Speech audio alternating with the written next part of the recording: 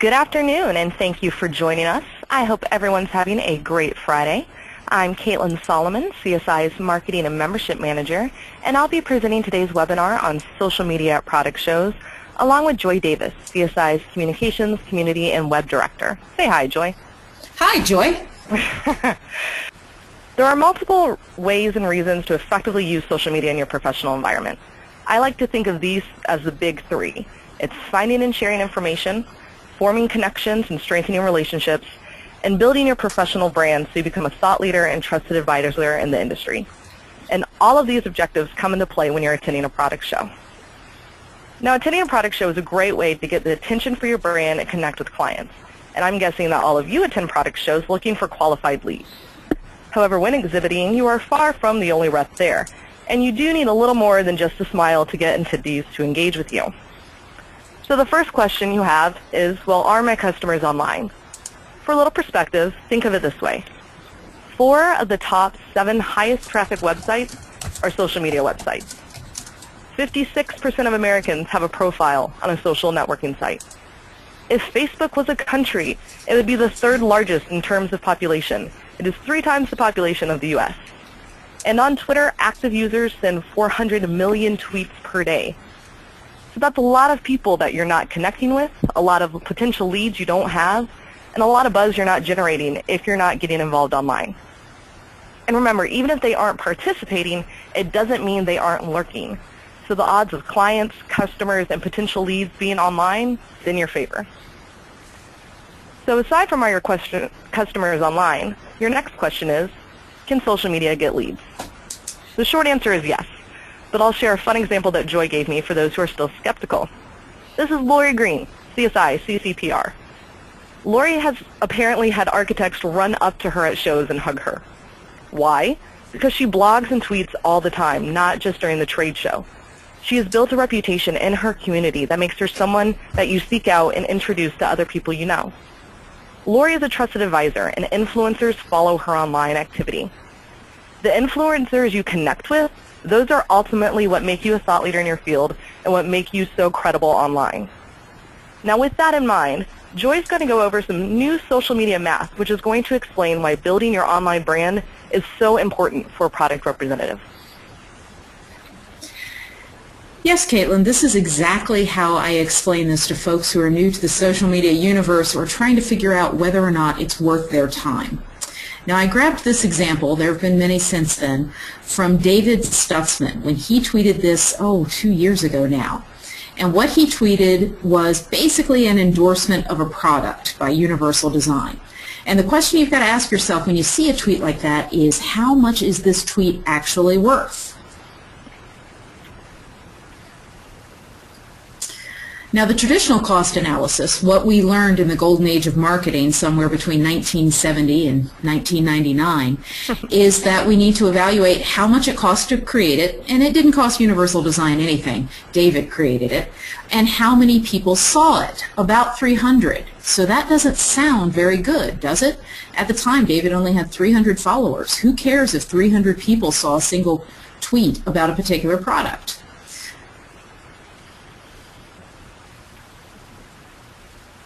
Well, this is where the new math comes in. What if I told you that David Stutzman is actually one of the leading specifiers in the country? He manages a company that I believe is one of the largest specifications and QA firms in the country. And he is followed by dozens of specifiers. So when he tweets an endorsement of a product, it is his personal opinion being broadcast to exactly the people you're trying to get the attention of. Folks who handle millions of dollars in specifications. Now how much is that tweet worth? And that's exactly what we're going to be going over today, how this new math and these online influencers really make it crucial for product reps to join the online conversation, especially around product shows. So think of these as the big 4. Do you have Facebook, LinkedIn, Twitter, a blog? Now, it's okay if you don't have accounts on every social media site. The important thing is to know where your audience is. Your target audience, for example, might be really active on Twitter and LinkedIn, but not as responsive as Facebook. However, do know that the more channels you offer, the more likely your audience is going to receive and, more importantly, share your message. So these big four are a great way to start building your online brand. And these four, along with YouTube, are the most popular ones used by exhibitors and reps during product shows.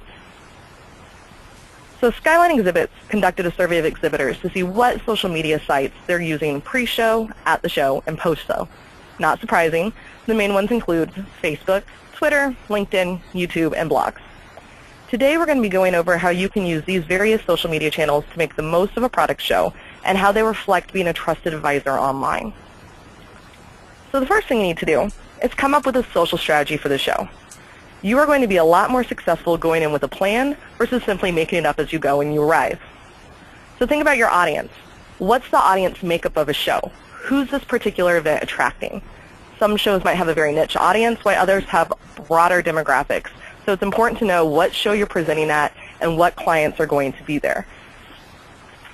Timeline. It's an effective social media strategy isn't just you showing up to an event with a phone. As you saw earlier, it's about continuing the conversation pre-show, at show, and post-show. And it's really important as to what's going on in your booth that's going to attract leads. Are you going to be giving a demonstration? Are you going to be launching a new product? This is really going to affect your messaging, especially pre-show, which we'll get to in a second. And most importantly, know your limits. Your social strategy is going to be very different if you're coordinating with a team back in the home office or if you're doing a solo act. So for example, if you have a team, you might notice that at CSIConstruction seems to be in multiple places at once and covering a variety of events. That's because Joy and I work as a team. We both have access to the handle, we coordinate who's covering what and how we're going to tweet it.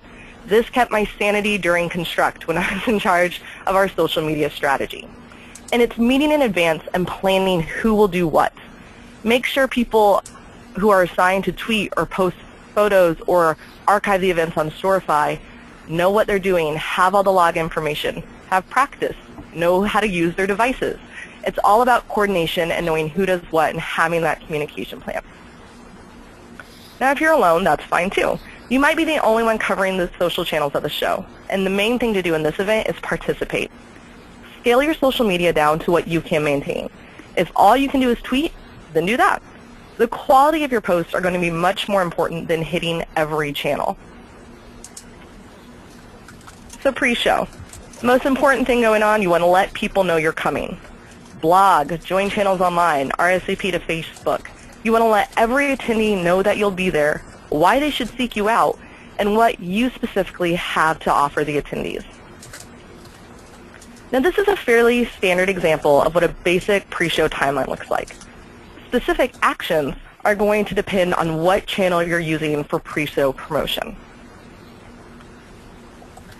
Blogs. Love blogs. They're a great way to start identifying influencers and connecting with people attending the show. The first thing you're going to do is you're probably going to want to get coverage from popular bloggers in your industry. And this is where social media and making connections really comes forward. Who are those influencers? Have you already connected with them online? Can you do a guest post as a blog? Or does your own company have a blog in which you can give attendees reasons to visit your booth? And this goes back to, are you launching a new product? Are you doing a product lineup? Will you be having a demonstration or maybe a live Q&A session? What speakers are going to be presenting in your booth? Make them excited, make them have a reason to go to you. And blogs are a great source of information because you can get more detailed and really give them specifics that might not be as easy to do in a 140-character tweet. Facebook, first step, find the show page and RSVP to the event. This is letting everyone know on a basic level that you're coming. Facebook's really fun with photos, announcements. You can do an album of new products or showing what your booth is and really connect with others who are attending. This is one that's probably used less often as an individual, but can be really effective as your company, especially if you have a company page or specific brand that people are already liking and going for information. LinkedIn is going to be a great place to get started. You're going to want to participate in any discussions happening with the show. So again, if you're going to a CSI event, you probably want to join CSI's LinkedIn group because we'll have announcements or news or things you'll need to go. You want to announce you're attending on your profile so people know they can find you and connect with you. As a product representative, this is very important because you're making those individual connections, and your LinkedIn network is probably where you've already connected with clients or potential leads. And prior to the trade show, review topics and industry issues that are being discussed in LinkedIn groups or other online industry gathering places. As a rep, you'll want to know these topics along with talking points and use them as conversation starters.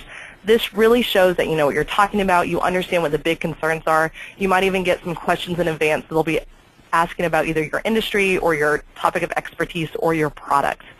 And for those of you who haven't, CSI has a great LinkedIn group. I suggest all of you go and start participating in our discussions because we do have a lot of recent industry issues or Q&A sessions I think everyone could get involved with or participate with, especially before Construct happens in September. Now, for those of you who aren't components of Twitter, I'm going to convert you today because obviously it's my favorite social media channel. It's odd if you go to a product show or convention today and you don't see an established hashtag or Twitter presence. In my opinion, it's one of the easiest social media platforms to leverage in a trade show environment. And for those of you who, again, don't believe in the power of Twitter, these statistics should convert you. Last year, the hashtag for Construct's online activity reached over 179,000 different users and made over 2 million impressions. And that was just on a Thursday. And that was with bad Wi-Fi too, so very impressive results there. This is a channel that was made for the show floor.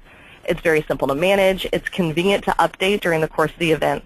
And before the show, you'll want to be really active on this channel because it can help you connect with people and know who's talking online and who you really want to meet in person. So pre-show Twitter activity should include following the hashtag if you want to see any mentions and discussions, especially if they're specifically talking about you and your booth, making initial connections with attendees who will be there. You want to spread the word about your booth and again mention any contests, promotions, demonstrations taking place. What makes you different? What makes people want to come and see you? This is also the time to get on the other attendees' radar. You'll want to find the accounts of clients, vendors, media partners and sponsors of the event, your competitors, and maybe anyone they're following so you can get an idea of potential leads. Now, I highly recommend making a list of known attendees and exhibitors. It's a really fun tool that Twitter offers, as well as scheduling tweets in advance through a tool like Hootsuite. Again, talking about Construct last year, Hootsuite kept me sane since I was able to schedule a lot of announcement tweets in advance. And that saved me a lot of time when I was in Nashville and allowed me to cover the show more thoroughly because I wasn't worried about, did I mention X, Y, and Z education session? I knew I had already scheduled in advance. All the tweets had a link. They all had the correct hashtag. And then I could really focus on the action of the day-to-day activities on the floor. Now, if you want to get really fancy, there are a lot of creative things you can do with YouTube to promote your presence at the show. Now, the main thing with video is you want to match your brand to the show. So if the show is more formal, you might have a more formal tone. If it's more casual, you can have a little bit more fun with it. So this goes back to knowing what the event is, knowing who your target audience is, because not every video is going to be as effective with every event. And this is really fun where you can do teaser campaigns for new products, the benefit of your products, any teaser demos, and then you'll want to give them information about when the full demo is taking place. Contests or giveaways. Videos are really interesting and dynamic marketing event that a lot of people are getting into these days. But again, it's always important you must include the show name and your booth number. It doesn't help if you're giving all these great things you're going to be doing, but no one knows how to find you. Now, in the midst of all this pre-show activity, you want to make sure you plan for your booth. Are you comfortable using social media on your phone? Have you downloaded all the apps to make your life easier? How are you accessing Wi-Fi? Do you have Wi-Fi? Who will be handling the day-to-day activity? When you know this in advance, it's going to make the day of the show a lot more easier. You'll be able to run smoother. It's going to help you a lot. So pre-planning is helpful. It's great. It's highly recommended. And it's going to make your activities at the show run that much smoother. Now, before you leave, these are the important things you should remember. What is your communication plan? What's the timeline you already established? Are you solo? Do you have the support of a home office? Who are the influencers that are attending? Have you already made those lists? Have you used, as Joy likes to put it, stalking as a best practice to know which leads or which clients are in attendance? Do you know what hashtags are being used so you can be on everyone's radar who's following the online activity? And most importantly, know your company's Twitter handle if you have one, and hopefully everyone's company has one. So then you get to the show. What do? You'll want to post daily on Twitter and Facebook. Standard messages include where you are, so construct, for example, and of course your booth number, promotional giveaways, contests, highlights and announcements of any demonstrations or other events that are going on in your booth to attract traffic. But this, again, it's only if the audience realizes they're taking place and realizes where to find you. So if you're not putting your booth number, specific time, information, what show, they're going to think it's great, but they won't actually show up. And the whole idea is to bring booth traffic. Now, if you're blogging as part of your social strategy, you should already have a few posts ready and relevant to the show. And this is a time to highlight something unique to the show. So again, that product launch, a speaker, a contest. And you're going to want to link it to your home website for more information. This is a really easy way if you have that support of a home office. Blogging at the show is a lot easier. Another great tool can be a demonstration teaser that says visit booth X to see it live or for more information. But remember, all of these posts should be both relevant to your exhibit and drive potential customers for your booth. You'll want to make sure that you tweet additional content that's not just promotional, such as highlights from education sessions, pictures from a technical tour, or announcements from the floor. Content marketing is all about providing value to your followers. So even if it's not specifically about your booth or you or your company, it can still attract followers, traffic, and potential leads. This is all about providing useful information, describing you as a competent professional. So be sure, again, you know your audience and who is going to be at the show. Now, if you're at the show, just joining the online conversation can put you ahead of the game. Take it to the next level and participate in events, tweet-ups, hot topic discussions happening online. As a product rep, it doesn't benefit you to lurk. You really want to participate. While hundreds, if not thousands, of influential trade peers are actively going to be discussing the show you're at, take the opportunity to direct them to relevant content featuring industry hot topics. This, when you're working with a team back in the office, this is a great time to do maybe blogs or some content marketing pieces or things that are going to directly relate them to your website, to your product, to your brand. A fun idea I read in an article recently was you can host an in-person tweet chat actually in your booth. So instead of maybe doing one that you have for the whole show, so for example, Joy and I usually do one for CSI tweets at Construct, but if you're exhibiting, you can bring people to your booth or a separate space during the show, and a moderator can either ask questions both in person and online, so people can follow both online and live. So it's really a new fun idea of if you want to bring an interactive quality to your booth. Now during the show, you can take the next step and continue these conversations in person. This is where you're meeting new leads and developing new relationships. I always say social media does not take the place of in-person conversations. Social media enhances face-to-face connections. So really utilize forming these online communications and meet up with them sometime in the show. Most importantly, take the time to recognize those people communicating with you online. You want to acknowledge retweets, favorites, mentions, comments. A little gratitude, a thank you, can go a long way. Your social media and online community is not something that should be taken for granted. Social media is good for marketing, for reaching new audiences, customer support, sharing information, answering questions, brand awareness, education. The list goes on. But if you notice, the list is all about relationship functions. This is about you being in a relationship with someone else and using these tools to support that relationship. Social media presents new tools for supporting these relationships and new insights into networks these relationships connect. Take advantage of the various platforms have to offer. So for example, LinkedIn is the new Rolodex. Immediately after you meet connect with them on LinkedIn. Make the connection right there.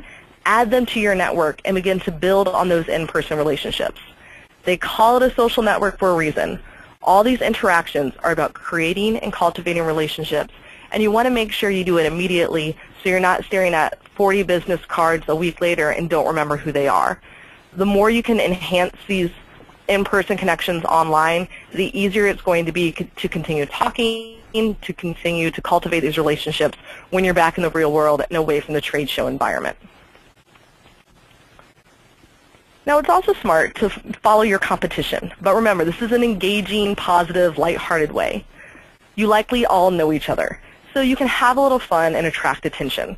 But the main thing to remember is that the same rules apply online as they do offline. No trolling is allowed. This is about positive relationships. A product rep must never be caught saying something negative about the competition. This is only going to damage your credibility. And Joy, what did you say about, I think it was Lori Green and John Danes could probably have conversations about doorknob jokes for hours? Well, one of the wonderful things about being a product representative, particularly one in CSI, is that you get to know your competition in a place where you aren't quite competing. You get to be friendly and you get to work together on things. And that means that people like Lori Green, yes, she's with Legion, and John Danes, he is with Assa Abloy, could probably spend hours telling door jokes on Twitter and build quite a following. But they would be exchanging back and forth, and they'd be very comfortable doing it because they would never, ever say anything negative about each other. In fact, they retweet each other and help each other out. Exactly. So don't be afraid to have a little fun with your competition. Say hi to your neighboring booths. I think Jessica Nichols did that for Construct. I thought it was really fun because everyone there, you'll know each other, you're talking to each other, you've probably interacted with each other, so acknowledge each other online. It makes you look like more of a trusted advisor. It's only going to build your reputation, but if you're caught doing something negative, that just ultimately makes you look bad. Now when you're back in the real world and it's post-show, your focus should be service-oriented versus product. This is when you really think about benefits and what differentiates you from your competitors. So you're going to want to share that expert advice and information to build credibility. And this starts with recapping. This is post-show blog posts, storifying all Twitter information. So if you're not familiar with Storify, it's a great tool to search through various social media channels. So you can search on Twitter, Instagram, Facebook, there's a lot of them, I usually just use Twitter, and put those into a news article type format. So if you've ever read my Storify, I usually Storify after CSI webinars or tweet chats I attend.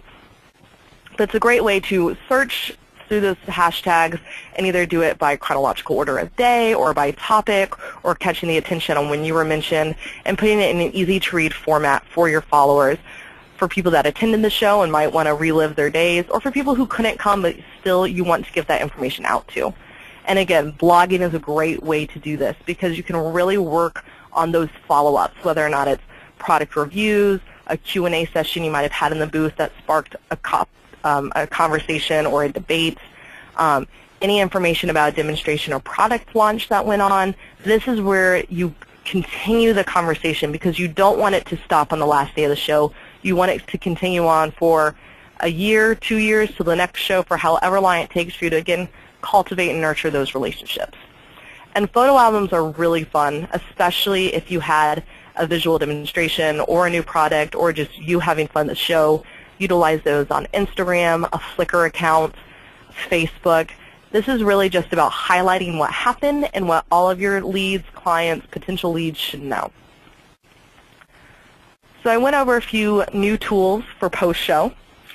Again, Storify, it's a great way to bring those all together in an easy-to-read article. Flickr, I don't know if you've seen CSIConstruction has our own Flickr account.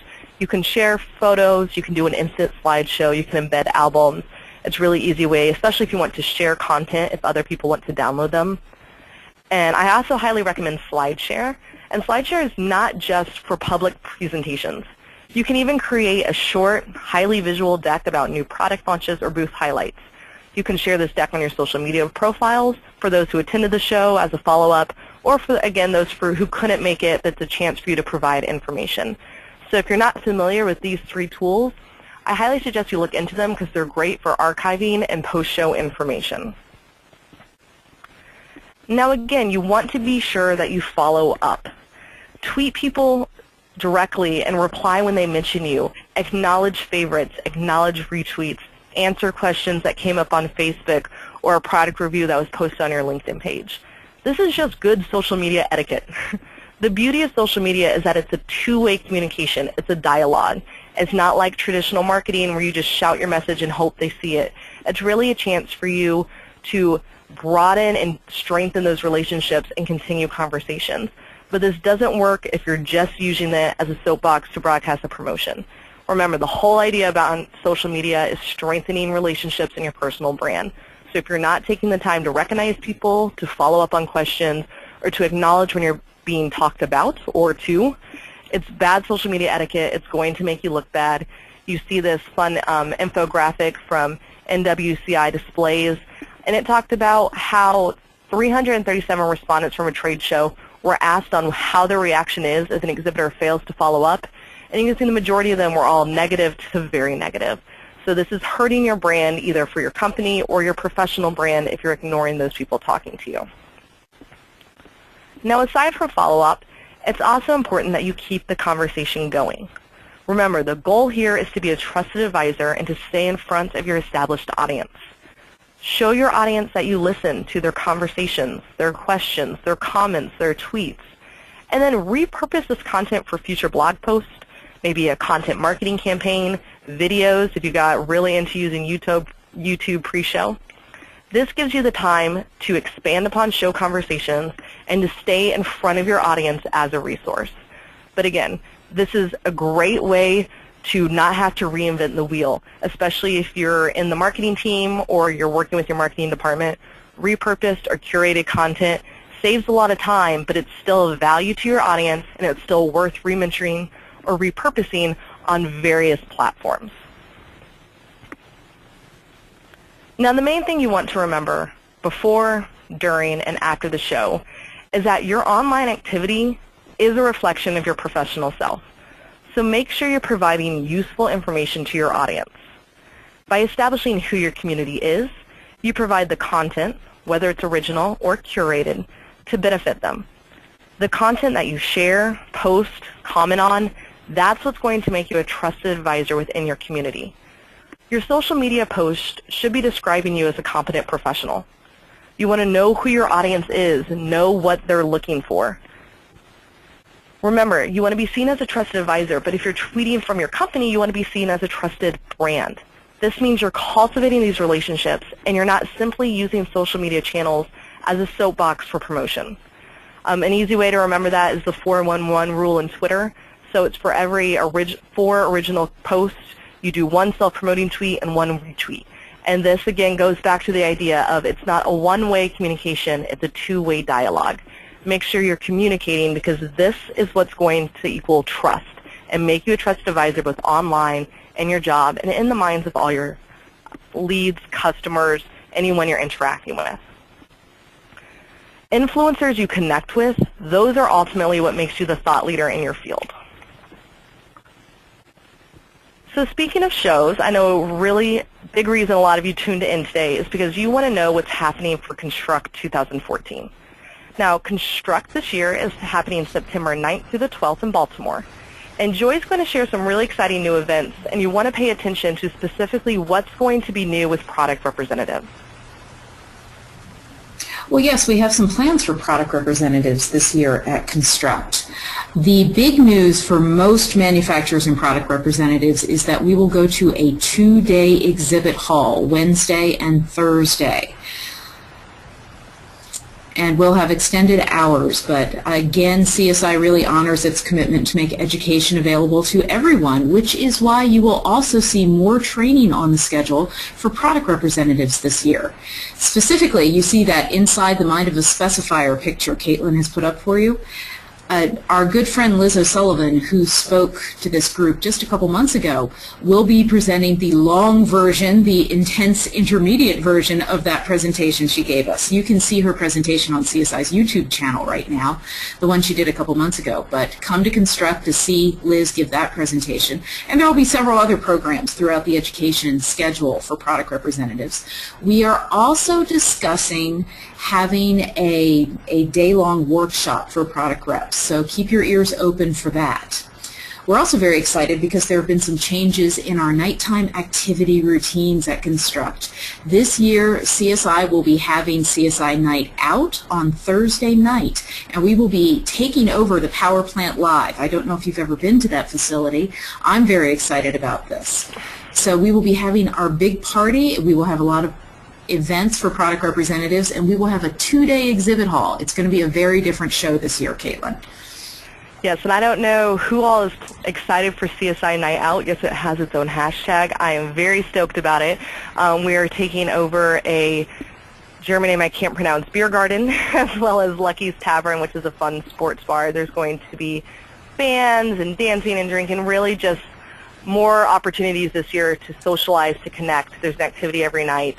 So it's going to be great if you're going there to meet people and connect with people, because there's going to be a lot more to do. And I think especially with the 2-day exhibit hall, you're going to get those extended hours and be able to make the most of the show floor, along with, of course, fabulous education, as always, in my personal opinion. And then, Joy, you also have exciting news for those of you who haven't registered and want education now and do not want to have to wait until September. There is a brand new event happening just for product reps.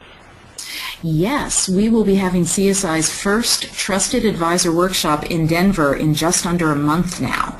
We're very excited, and as you can see, our speaker is David Vaughn. He's going to lead the workshop, and the focus of this program is to discuss the 3 keys to succeeding as a product representative. What you know about construction, your product, manufacturing, who you know, your network, and your integrity and holding on to it in difficult situations. If you've got those 3 things under control, you will have a full pipeline of work and a successful roster of clients. So come and join us and have a conversation about that. Now, we wanted to leave plenty of time because a lot of people on the webinar today are already active on social media. I see Eric and Charisse are active on Twitter right now, and everyone's giving Matt a hard time for not having a picture on his new professional account. I see Justin Ritter up there. But because you guys are more familiar with social media and how to use it as a brand, we wanted to give plenty of time so if you had specific questions with how a product rep can really utilize it at the show and anything you wanted us to go more in depth with. So again, any questions you have, you can put them into the right-hand side of the bottom of your screen. And you can also talk to us on Twitter. So Joy, I'm looking at our Twitter channels right now. It's been a fun multitasking opportunity for me this afternoon to see if I can follow Twitter and talk. Yeah, it's looking pretty good. And I do know that it is Friday afternoon and it is beautiful outside and folks are probably ready to head out for the day, Caitlin. So I did want to go over a couple things and just remind people. One, you do not need to have every single social media plugged into your cell phone to make social media work for you. Pick a couple of accounts that really you think will work for you and that will put you in contact with the people you want to talk to, and then focus on the quality of your conversation with them and really build relationships. Definitely, and I would like to say, going off of that, the other most important thing you can probably do is know where your audience is, because you are wanting to, they're not just going to follow you because you randomly got a Twitter account. You need to know where your followers are, where your customers are, and where they're talking, and then find those channels and join in on the conversation. Do not necessarily expect to get 1 million followers overnight. Remember, this is about cultivating relationships and proving you have something of value to connect with them. And I love the question we just got from Eric, which was, I'm with Charisse. Can construct be sooner? Unfortunately, Joy and I don't control those dates, Eric. Or I'm sure we definitely want to meet with you guys tomorrow. But Stacy might kill us. Stacy is our show planner for those of you who aren't in the know, and I am telling you, Eric, that request to have it tomorrow is spoken like someone who has already got their slides done. Yeah. All right. Oh, you've got a question, Caitlin. Go ahead. I know. I see this Sarah Atkins. Thank you for asking a question. You asked, what is good pre-show posting frequency? This really depends on what you have to say. Because again, we're talking about quality content. You don't just want to post out there because you can. I tend to recommend at least daily, if not a few weekly interactions. 2 months out is probably the great time to really start focusing on your content. And remember, this is going to be hopefully over a variety of channels. So maybe a couple blogs a week, I would suggest daily on Twitter, especially if you're following the news and you really want to let people know that you're coming and talking. Facebook, necessarily less often. I would say if you have a big announcement coming on, maybe once a week. LinkedIn, I would say weekly, especially if you're following those discussions and you're cultivating those relationships. LinkedIn's also going to be different if you're talking specifically with people you're connecting with, and the same on Twitter. You might want to use that time to set up meetings or to see where they're going on or answer any questions in advance. But the main thing is... I'm sorry, Peter. No, that was me. I thought you were taking a breath. Sorry. LinkedIn is also a fantastic Rolodex service. This is something I've noticed several representatives do. As soon as they meet someone, they will seek them out on LinkedIn if they have a profile. And frankly, I think the one social media everyone should have is LinkedIn. But if they have a profile on LinkedIn, they will immediately connect with that person and make a note, send a message, and tighten that relationship that may have just been a handshake in a booth. So look at LinkedIn for certain in that realm. And with pre-show, the keyword I would stick with is consistency. It does not help you if you tweet 2 months out and then don't say a word on any social media channels until the day before the show. The aim is to get your name out there, to let people know you're attending, and again, more importantly, why they should visit you. So it should be fairly frequent communication for a few months in advance, and then really hit it hard the few weeks before you're going, because that's when most of the attendees are going to start joining the online conversation. And Joy, have you noticed anything different? That's been all my experiences, at least with Construct. I'm not sure if you've had different ones with different shows you've attended. Oh, I've had different experiences over the years, but what's really happening is that social media itself is maturing. For instance, we now say with a great deal of confidence, you should be looking at LinkedIn, Twitter, Facebook, YouTube. That's because there's been a bit of a shakeout in the social media community, and the platforms that are going to last are here now. You can see them very clearly. Just 3 or 4 years ago, it was not as easy to determine where to get started. But the flip side of that, Caitlin, is, okay, it's maturing. That means most people are using it. The longer you wait to get involved, the more likely you are to get so far behind that you won't be able to catch up. So I've begun telling people that they have to get started in social media if they're planning on being in business for at least the next 5 to 10 years. And another fun anecdote there with Ginny Powell, actually. She tweeted from her company handle, Hager Company, and was really involved with CSI's online community before Construct, participating with our tweet chats and joining the conversation, saying, hey, I'd love to meet you.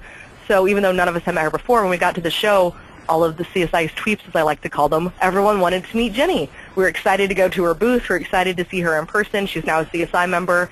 So getting involved in those conversations, especially early when people might see you and you might not have as much competition, really gives you the edge, because you're already on their radar. They're already following you as an exhibitor or as an attendee, and they're already seeking you out as someone they want to meet in person. So I always highly recommend staying very active. Well, I know at the CSI show a lot of specifiers in particular plan their visit because there are certain parties they are going to go see. Definitely. They want to make that happen no matter what. And so what they tend to do is they actually map out, you can see these if you look at them sometimes, they have mapped out which booths they're going to and when. If you want to get on that schedule, you need to make a connection before you get there. And it's perfectly acceptable to make that connection now through LinkedIn or Twitter. Exactly. Well, if you have another question, go ahead and post it in the box. I just see funny commentary on Twitter, but no questions yet, although well, Eric Sarah and Therese actually are having a good time. Sarah said, do you recommend a comprehensive plan for all social networks to create that consistency for a show? Can I use the same message on many channels? First of all, Sarah, I have always, in all things, recommended a comprehensive plan, but I am aware that no plan ever actually survives engagement with the enemy. So yes, by all means have a plan, but realize that you're going to have to be flexible on site, that things may change. You never know what's going to happen. Using the same message on many channels, it depends on how you're thinking about that. If you are putting market ease into your channels, let's say you're just tweeting your tagline over and over and posting it to Facebook, you're not going to get very far because you aren't really connecting with people. But if there's something in particular you're talking about in different channels, it's the same subject, but you're talking about it there, that's different. That'll work just fine. So let's say you're introducing a new product and you put a video of the product in action or a demonstration of its installation. Everyone at CSI loves demonstrations of installations on YouTube. And then you tweet a link to the video. So that's what goes out over Twitter. But on Facebook, you might put up the video as well and then take a couple questions from people and say how excited you are that you have the new product. And then on LinkedIn, you might actually go into a discussion where you're actually talking about, you know, we have a new product and it relates to this discussion topic that's going on. It's not the exact same wording in all platforms, but it is fundamentally the same message. And that's the mistake a lot of people make. They don't understand that cutting and pasting is actually a bad idea. Although I know that Caitlin and I have been described as artisanal, haven't we, Caitlin? Because we insist on writing our tweets ourselves. All those spelling errors are natural to us. Yeah, Sarah, and especially with the same one on many channels, again, remember that different platforms are used for different purposes. So the same message isn't going to resonate as well as another one. So what Joy said was great about really understanding what channel you're using and who your audience is and how you can expand upon it. But the other important thing is you always want to make sure there's a link so they can get more information, because it really should be cyclic and leading back to either your website, your homepage, or whatever page you're using as your main hub. Because if you're giving this information, great, but if they want to learn more, it shouldn't be hard for them to find. This is all about you providing information that's easy, that's accessible, and that's of value. So always remember to link it back to a central hub on every platform. And as for the comprehensive plan, yes. Last year at Construct, we actually did our first really organized social media plan, and we worked on that, Joy, for what, about 6 months out? There are multiple Excel sheets, multiple Hootsuite schedules, the schedule of where I was going to be at every single point during the day. But it really helped make the at-show portion a lot easier, so I wasn't curled up in a ball with anxiety attacks. So anytime you can do a plan with consistency and really thought-out strategy, it's going to make everything just run smoother and be more efficient, and then you can really focus on your actions at the show. And of course, the problem with social media, usually for folks, is being able to create space to have that focus. So that 1 minute you are focusing on your social media and you're writing the kind of posts that engage people. But then you've allotted time later on where you are definitely planning. You are going to the reception to shake hands with people, snap a few photos and put them on Facebook. But you're going to spend your time at the reception face-to-face with people talking, not typing on your phone. Thinking ahead will help you do this and feel more relaxed in the moment and make smart decisions. If you just show up thinking, I'm going to tweet, then you are going to suffer a terrible case of FOMO, and you're going to end up tweeting when you should be talking and talking when you should be tweeting. Yes, it's never good when you're at a booth and you're ignoring the people there because you're on your phone. So do yes, understand there is no that excuse you're for ignoring people in your booth, ever.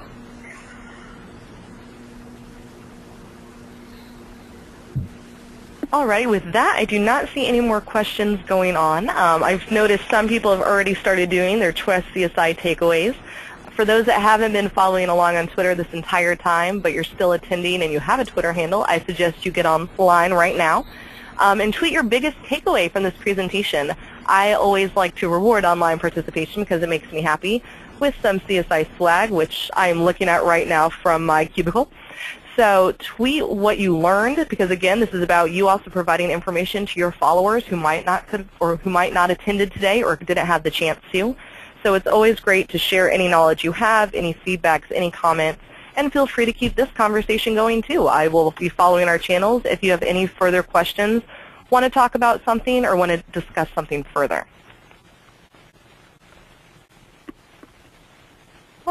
And again, if you have any questions, you can see the CSI's national Twitter account there at the bottom. It is, again, at CSIConstruction, as well as my own personal professional account, which is at Caitlin Solomon 3. And Joy, do you have any last-minute advice? No, I don't. It's a good Friday afternoon, so my advice is to have a lovely weekend. All right. And with that, we're going to conclude today's webinar. So CSI thanks you for joining us today, and go have a good Friday.